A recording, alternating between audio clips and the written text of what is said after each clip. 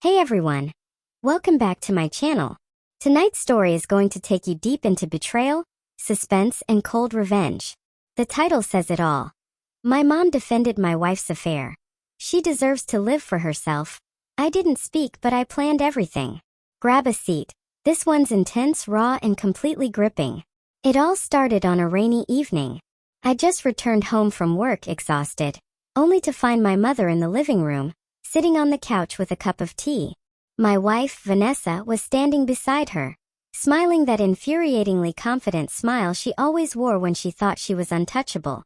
I didn't know what had happened that day, but as soon as I entered, my mother looked at me and said casually, "She deserves to live for herself, you know? Don't be so controlling." I froze. My brain tried to process the words. Control? That's what she called it.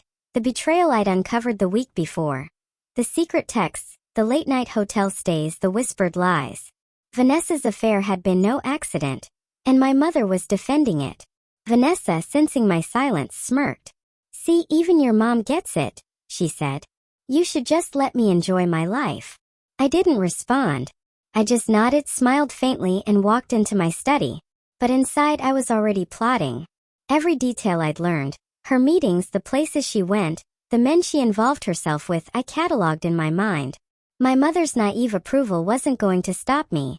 If anything, it made the plan sharper. For the next few days I observed silently.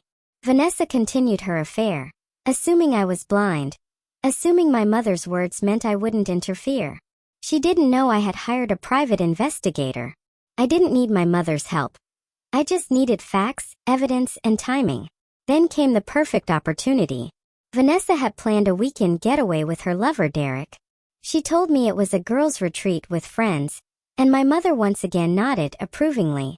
That weekend I let her leave, but I had already prepared every detail of her reckoning. First, I had the Pie Place cameras in strategic locations, Derek's apartment their usual meeting spots.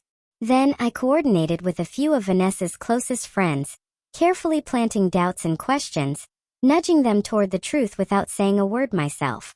By the time she realized anything was happening, the trap was already closing. Saturday night I sat at home drinking whiskey, watching the live feed from the cameras. There she was, Vanessa laughing, touching Derek's shoulder, completely oblivious. The same smirk she'd given me a week ago flashed across her face. That's when I made my move. I sent a single message to Derek. "Stop. Leave. Or everything goes public."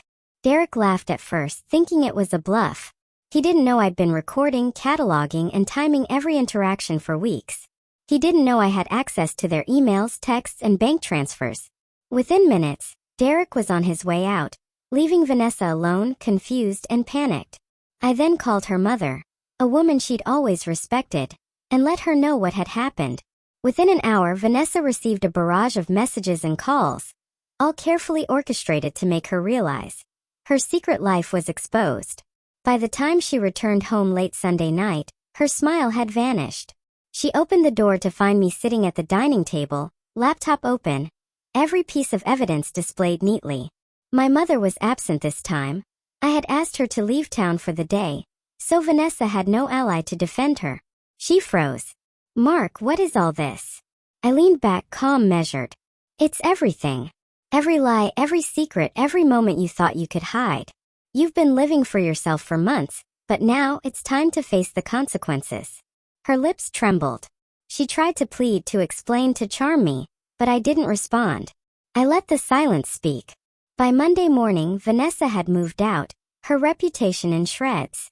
Derek vanished from her life, terrified of exposure. And my mother? She returned, puzzled, and I simply said, "Sometimes defending someone blindly doesn't protect them. It only delays the inevitable." That night, I poured myself another drink and finally allowed myself a small, satisfied smile. Revenge had been served cold, precise, and without a single word of confrontation from me. I didn't need to yell. I didn't need to fight. I just let the truth do its work. So here's the lesson, everyone. Sometimes silence isn't weakness. Sometimes silence is planning. And when betrayal meets patience and strategy, the result is devastatingly final. Thanks for watching.